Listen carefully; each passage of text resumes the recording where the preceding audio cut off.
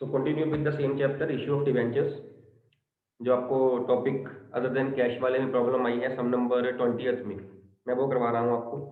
The some is he says x limited purchased assets of the book value of ₹4 lakh and took over the liabilities of ₹50,000 from Mohan Brothers. It was agreed that the purchase consideration settled at ₹3,80,000. This is purchase consideration amount. It is given. Be paid by issuing debentures of 100 each. Past necessary entries of the debentures are issued at par, at discount and at premium. It was agreed that any fraction of debentures be paid in cash. अगर ये line ना भी लिखी होती, हमारे पास यही option थी कि हम डिबेंचर्स की जो फ्रैक्शन है उसको हम कैश में ही पे कर सकते थे। Will be paid in cash. First entry आपकी बन जाएगी एसेट्स अकाउंट डेबिट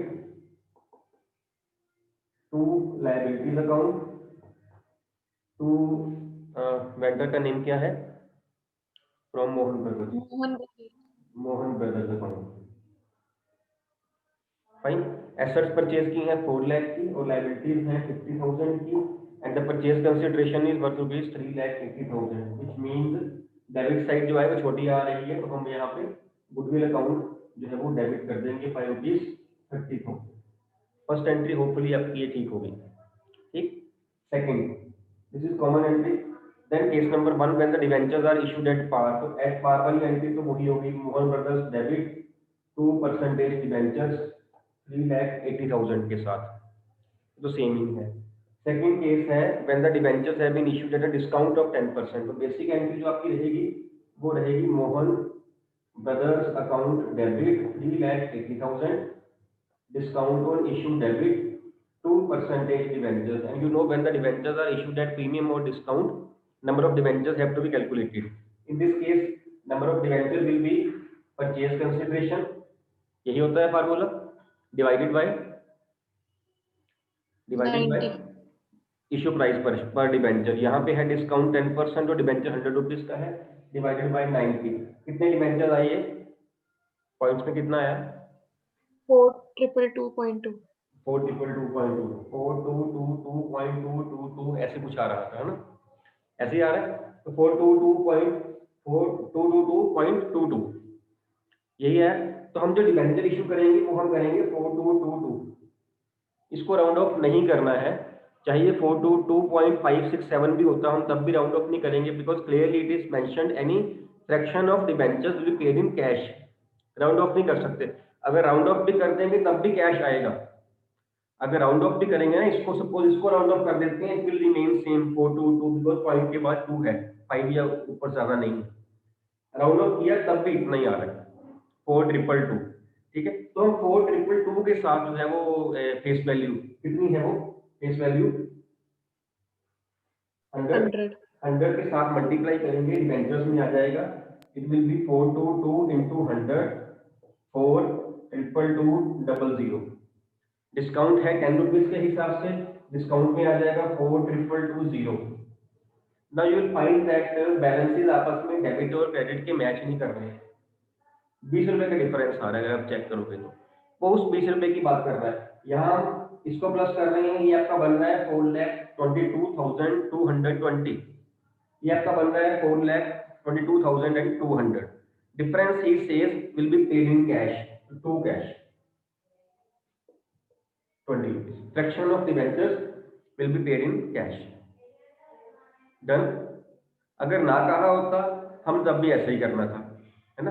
पॉइंट क्या था, अगर सपोज यहाँ पे डिबेंचर जो थे वो 4,222.5 या उससे ज्यादा आ जाते, हम उसको राउंड ऑफ करते, हम उसको राउंड ऑफ करके 4,223 कर देते सपोज, तो फिर यहाँ हम 4,223 के साथ मल्टीप्लाई करते, वहां भी हम 4,223 के साथ मल्टीप्लाई करते, फिर आपकी डेबिट साइड छोटी आ जानी थी, फिर हम कैश ले लेते। उस केस में हम कैश ले लेते अगर ऐसा होता तो, ठीक है। लेकिन उसने क्लियर कहा हुआ है कि जो फ्रैक्शन ऑफ डिबेंचर्स है will be paid in cash. It mean round of नहीं करेंगे हम, क्योंकि अगर राउंड ऑफ कर देंगे फिर गलत हो जाएगा। नहीं करेंगे तो पैसे बचेंगे and the company will pay cash for that. Done. Similarly जब आपने प्रीमियम की एंट्री करनी है, प्रीमियम वाले केस में एंट्री आपकी बन जाएगी Mohan brothers debit 3,80,000 2% debentures and 2 security premium reserve. अब यहाँ भी हम डिवेंचर्स कैलकुलेट करेंगे, number of debentures that will B 3,80,000 divided by how much percentage is there premium, again 10%, 110. ये कितने आपके डिवेंचर्स आए? 2 5 समथिंग 3 4 सर 2 3 5 4 5 4 3 4 5 4 3 4 5 4.54. यहाँ भी हम डिवेंचर्स जो हैं वो 3 4 5 4 ही करेंगे, जैसे मैं पहले कह रहा था, हम इसको राउंड ऑफ नहीं करेंगे, 3 4 5 4 करेंगे। तो जब परसेंटेज डिवेंचर वैल्यू आएगी मल्टीप्लाई करके इसको फेस वैल्यू के साथ जितनी आएगी 100 के साथ और 10 के साथ मल्टीप्लाई करके आपका आ जाएगा प्रीमियम में। अब जब इसका हम डिफरेंस निकालेंगे, अगेन क्रेडिट साइड छोटी आएगी और वो डिफरेंस आ रहा है 60 रुपीज का। Again fraction of debentures will be paid in cash. 60 करेंगे तो आपको पूरा क्लियरली यहाँ बन जाएगा। डन, ठीक है। अदरवाइज भी अगर ना भी कहा होता, still we have to do like this only.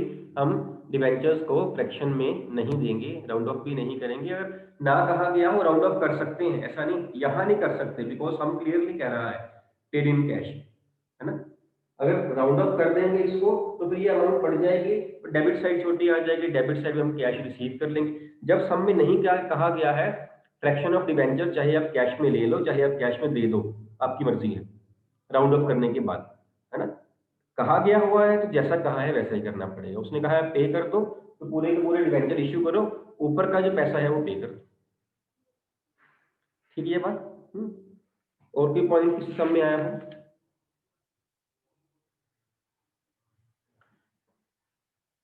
हाँ जी दिव्यांशी। तो आपने कल डिस्काउंट वाला टॉपिक करवाया था, उसमें क्वेश्चन नंबर 10 में जब हम डिस्काउंट वाली एंट्री डालेंगे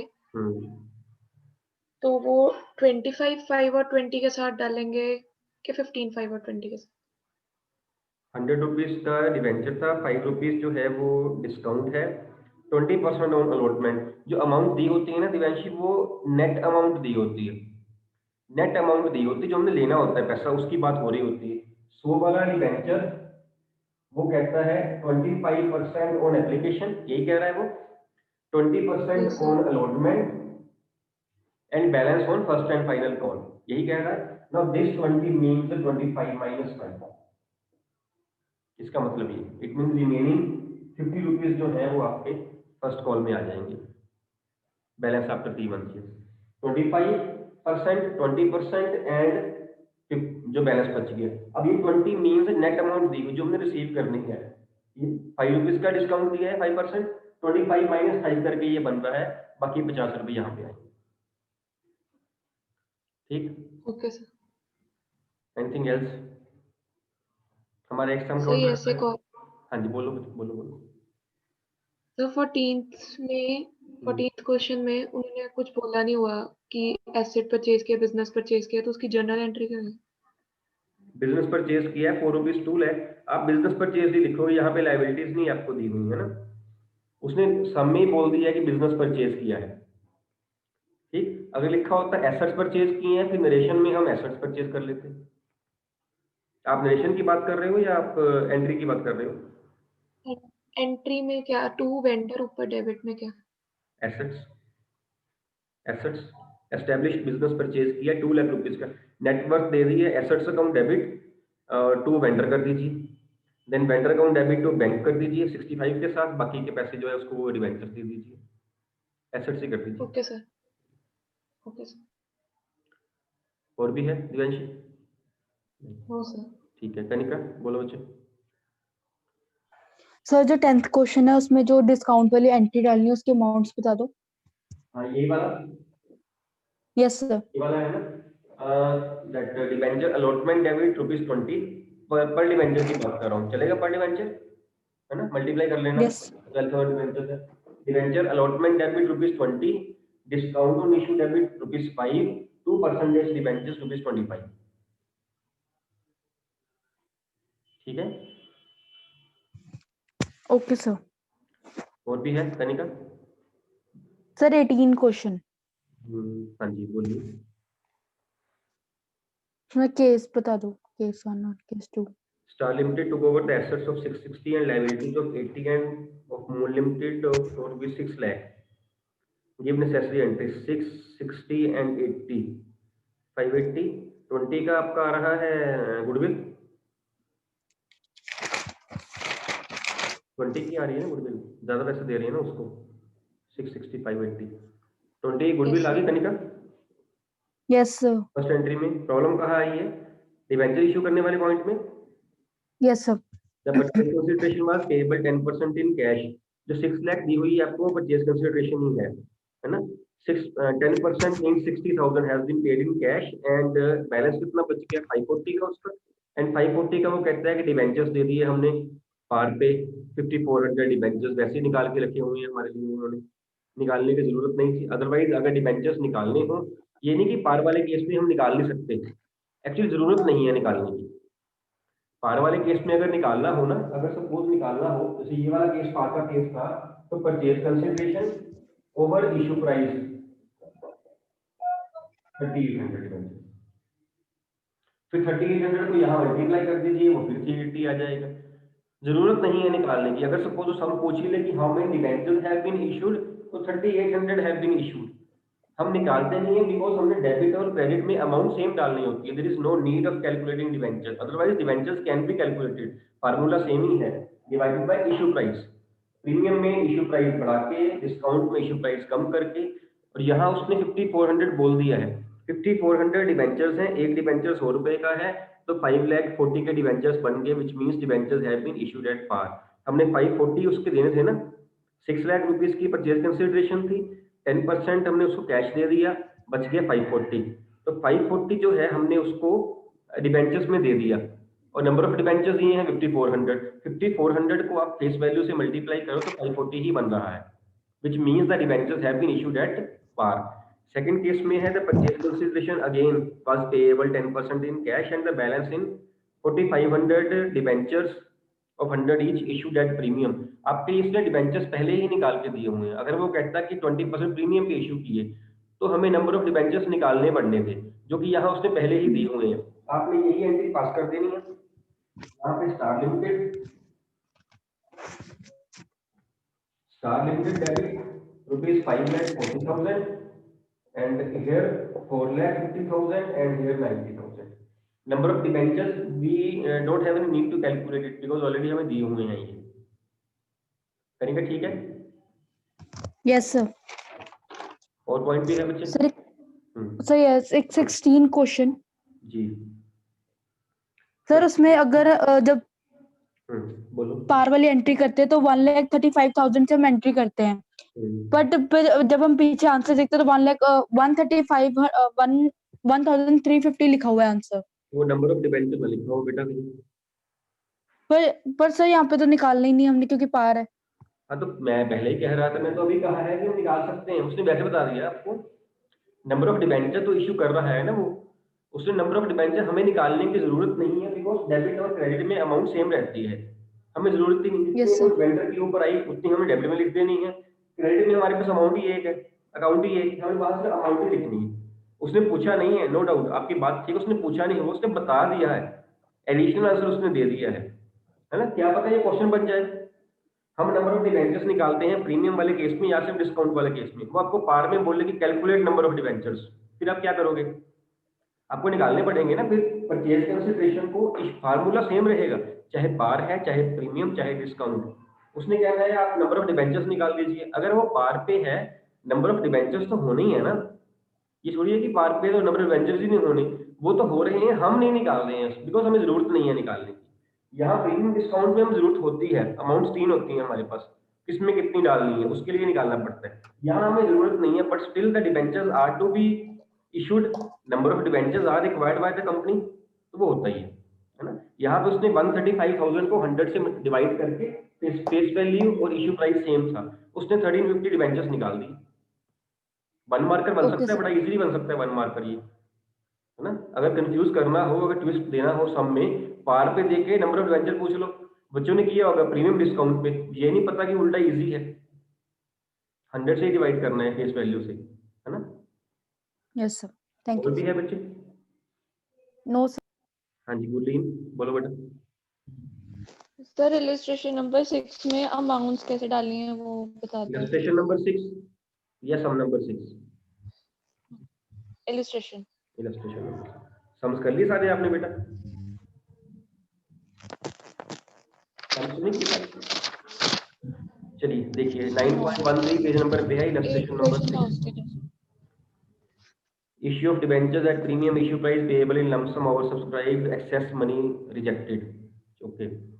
Navalakshmi Limited invited applications for 3,000, 12% debentures, 100 each, a premium of rupees 50 per share. Full amount was payable on application. Applications were received for 4,000 debentures. Applications for 1,000 debentures were rejected and application money was refunded. Debentures were allotted to the remaining applicants. Pass necessary entries 3000 debentures थे, application आई है 4000 की और 1000 हमने reject कर दिए। Over subscription वाला case है। Full money is to be received on the step of application लिखा है ना, full amount was payable on application. तो फर्स्ट एंट्री जो है वो आपकी 4000 इनटू डिबेंचर था एक 100 रुपए का, एक डिबेंचर 100 रुपए का था, प्रीमियम पे इशू किया गया, प्रीमियम है ₹50, तो 150 बन गया, तो 4000 इंटू 150 ये आपका बन गया ₹6 लाख। फर्स्ट एंट्री आपकी इससे हो जाएगी, bank account debit to debenture application and allotment account ₹6 lakh. अब ये 6 लाख को हमने एडजस्ट करना है, जो अगली एंट्री बननी है वो है debenture application and allotment account debit 6 lakh to percentage debentures. Percentage debenture कितने, जितने हमने इशू किए हैं, कितने इशू किए हमने 3000 और हमेशा डिबेंचर्स में face value 3000, face value 3 lakh to security premium, premium pay किए गए थे और यहाँ पे बिकॉज अमाउंट जो है वो टोटल पेएबल ऑन एप्लीकेशन है, तो प्रीमियम यहाँ पे सेकंड एंट्री में आ जाएगा 3000 इंटू 50, 1,50,000 ये आ गया। बाकी के पैसे का वो क्या कहता है, एप्लीकेशन रिसीव, एप्लीकेशन रिजेक्टेड। बाकी ऊपर की जो थी 4000 रिसीव करी थी, देने हमने 3000 थे, जो बाकी का पैसा बच गया दैट हैज बीन रिजेक्टेड, तो 1000 इनटू 150 जो 1.5 लाख रुपए का एक्स्ट्रा लिया हुआ था वो हमने रिफंड कर दिया। जो डिवेंचर में डालेंगे या जो प्रीमियम में डालेंगे वो हमने अपने डिवेंचर जो इश्यू किए हैं वो डालने हैं 3000 डिवेंचर्स, 4 की नहीं डालने। पहली एंट्री हमने 4000 से करनी है, दूसरी में हमने 4000 की मनी को एडजस्ट करना है। जब डिवेंचर में और प्रीमियम में डालना है तो 4 का नहीं डालना, 3 का डालना है, बिकॉज हमारा पैसा 3000 का है, 4 का नहीं है। बाकी तो एक्सेस है 1000 डिवेंचर्स का, वो हम मनी रिफंड कर देंगे 1000 इनटू टोटल अमाउंट 150 करके। बोलिए ठीक है? हाँ जी सर। और कुछ भी है बच्चे? Sir 7th question, 7th unsold ना,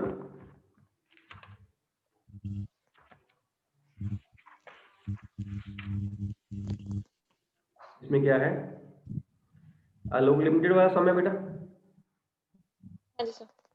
issued 7000 10% debentures at premium redeemable, ये सम छोड़ देना बेटा, ये सम 7th और 11th ये सेम पॉइंट है, 7th और 11th वाला पॉइंट सेम है, प्रीमियम रिडेम्पशन पे है, इसको भी पेंडिंग कर लेना, इसमें एक एंट्री का फर्क पड़ेगा, ये भी छोड़ लो। ये जो हम कल केस करेंगे मंडे या उसके अगले दिन करेंगे उसमें आएगा ये वाला पॉइंट, अभी हमने किया नहीं हुआ ये वाला, ठीक है। 11 सम एंड 7 सम आर सेम। और कोई पॉइंट बच्चे? नहीं, नेक्स्ट कर ले टॉपिक 1 2 3 4 डेज का पड़ा हुआ है ये टॉपिक, ये लीजिए, शुरू कराऊं अगला।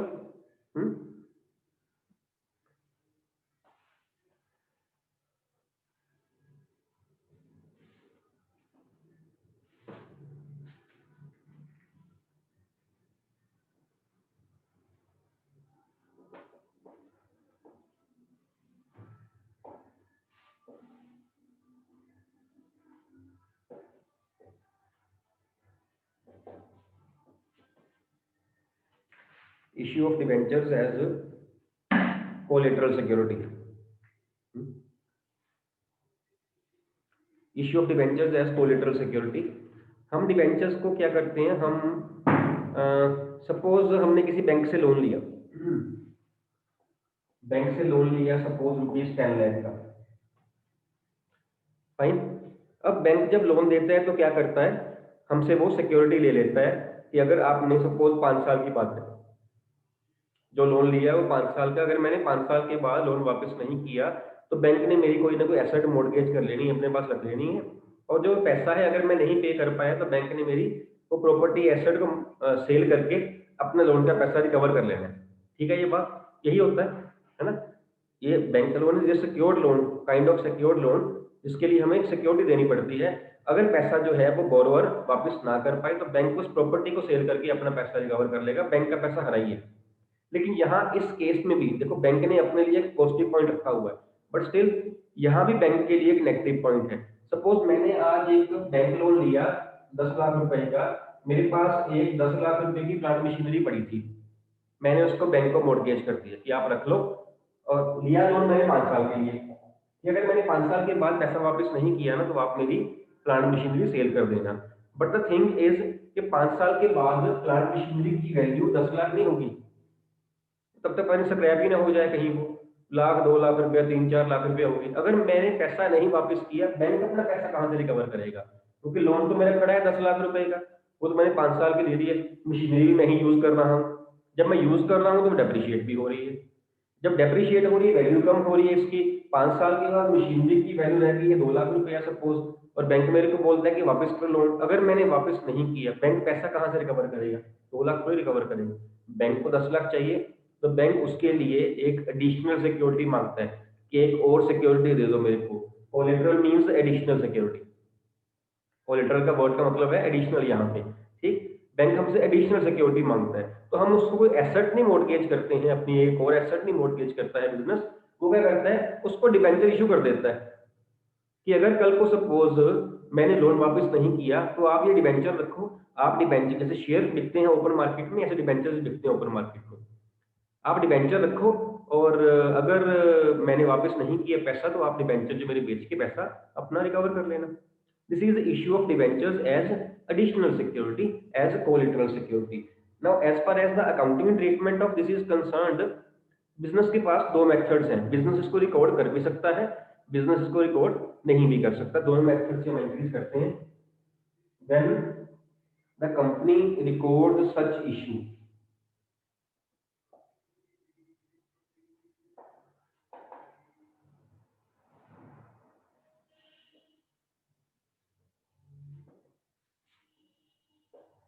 when the company does not record such issue, when the company records such issue, when the company does not record, इसकी जो एंट्रीज है, ये मैं नरेशन लिखा हूँ सेंटर में, इसकी फर्स्ट नरेशन है for bank loan availed, loan लेने की एंट्री, बैंक का वो debit to bank loan, bank debit to bank loan being bank loan taken या bank loan availed. Second is for issue of debentures as collateral security, then the entry will be debenture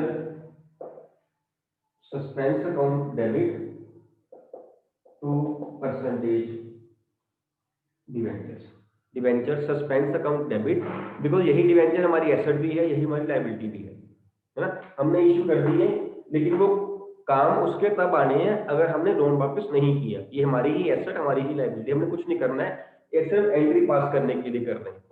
this is when the company records such issue, if suppose the company doesn't want to record such issue, then the first entry will remain same, bank debit to bank loan, दूसरी entry नहीं आएगी, no entry will be passed for issue of debentures as collateral security, और issue of debentures as collateral.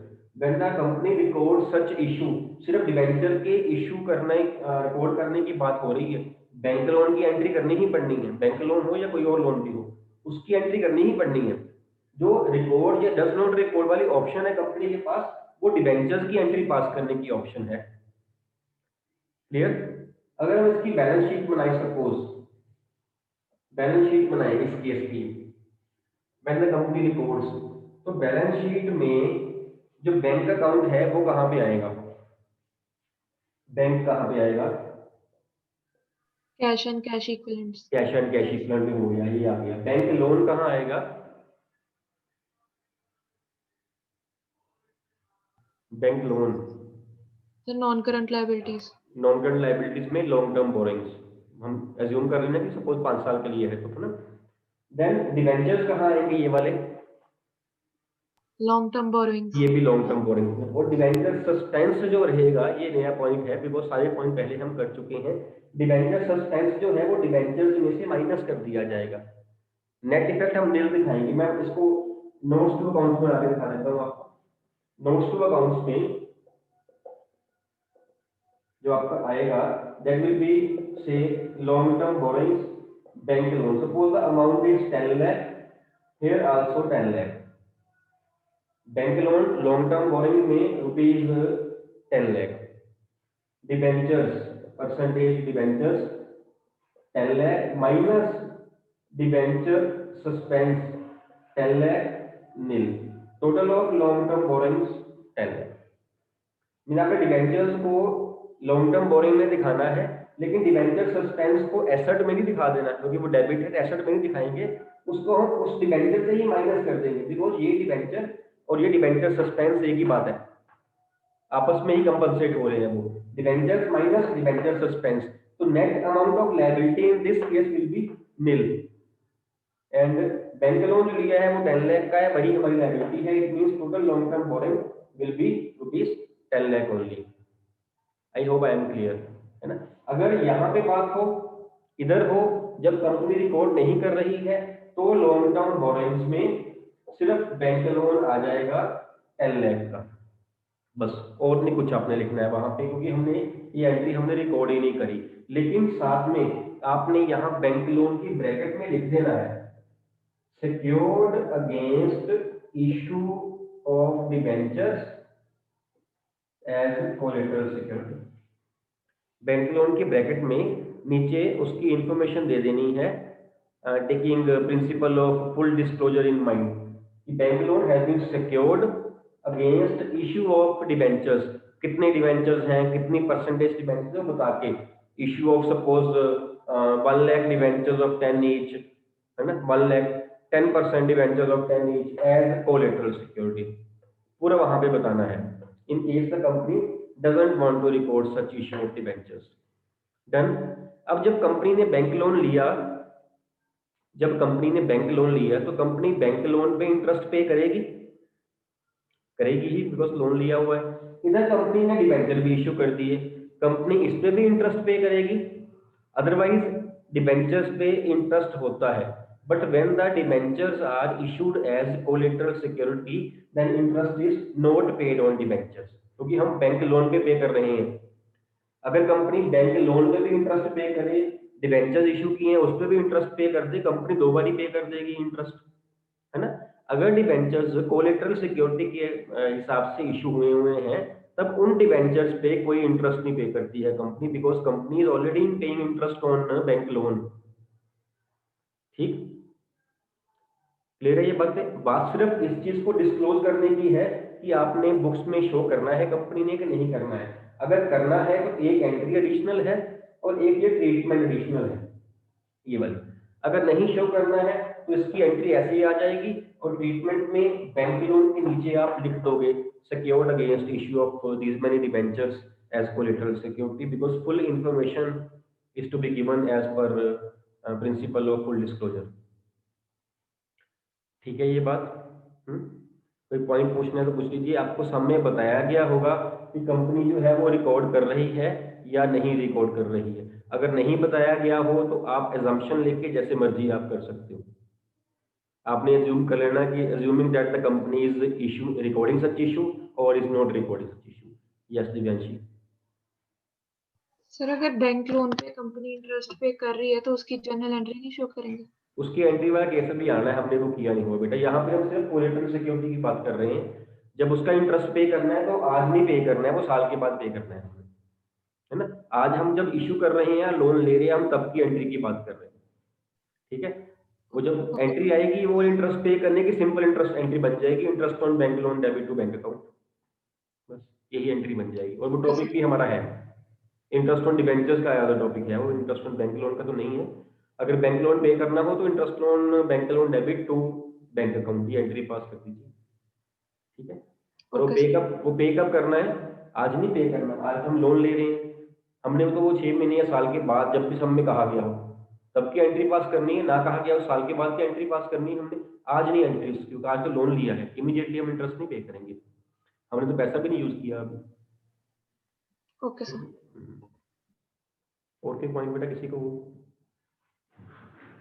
इसके आपके sums 3-4 ही हैं, ज़्यादा नहीं है। 26 से लेकर 29 तक ये 4 सम्स हैं। आपको सम में क्लियरली बताया गया होगा कंपनी, जैसे मैंने पहले कहा है, कंपनी इशू कर रही है कि नहीं, कंपनी रिकॉर्ड कर रही है कि नहीं कर रही सच इशू। ना बताया गया हो तो आपने assumption ले ली है जो मेथड आपको इजी लगे, रिकॉर्ड वाला लगे या फिर डज नॉट रिकॉर्ड वाला लगे, ठीक है। तो ये 4 सम जो है वो आप कर लेना, इसके बाद हम बाकी का नेक्स्ट करेंगे। कोई और डाउट है तो पूछ लीजिए बच्चे, तो मीटिंग एंड करते हैं। कोई डाउट नहीं? हाँ, परम ma'am and the meeting please.